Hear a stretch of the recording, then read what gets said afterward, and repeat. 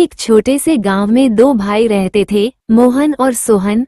दोनों सगे भाई थे, लेकिन स्वभाव बिल्कुल अलग।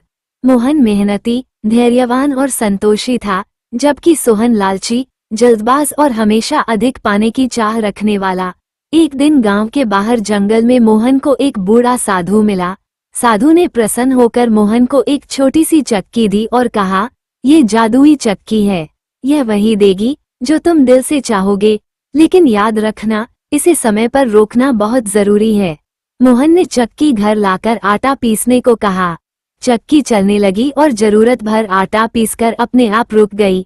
मोहन खुश था, क्योंकि अब उसके घर में कभी कमी नहीं रही। सोहन को जब ये बात पता चली तो उसके मन में लालच जाग उठा। एक रात वह चुपके से चक्की चुरा ले गया और बोला, मुझे ढेर सारा सोना चाहिए। चक्की घूमने लगी और सोना निकलने लगा। सोहन खुशी से चिल्लाया, लेकिन वह चक्की रोकना भूल गया। सोना निकलता ही गया, घर भर गया, गलियां भर गईं। सोहन डर गया, पर उसे चक्की रोकने का मंत्र नहीं पता था। घबराकर वह चक्की लेकर नदी की ओर भागा और उसे नाव में रख दिया।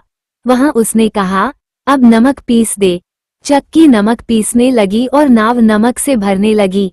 नाव भारी हो गई और डूब गई। चक्की नदी की गहराई में चली गई और आज भी कहते हैं, इसी कारण समुद्र का पानी नमकीन है। मोहन ने भाई को बचा लिया, लेकिन चक्की खो गई।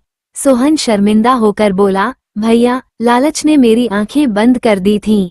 मोहन ने कहा, संपत्ति से बड़ा संयम होता है। जो जरूरत भर चाहता है, वही सच्चा अमीर होता है। चमकता सितारा कहानी का संदेश, दर्शन, लालच जादू को भी अभिशाप बना देता है। संतोष और समझ ही जीवन की असली चक्की है, जो हमें हमेशा सही रास्ता दिखाती है।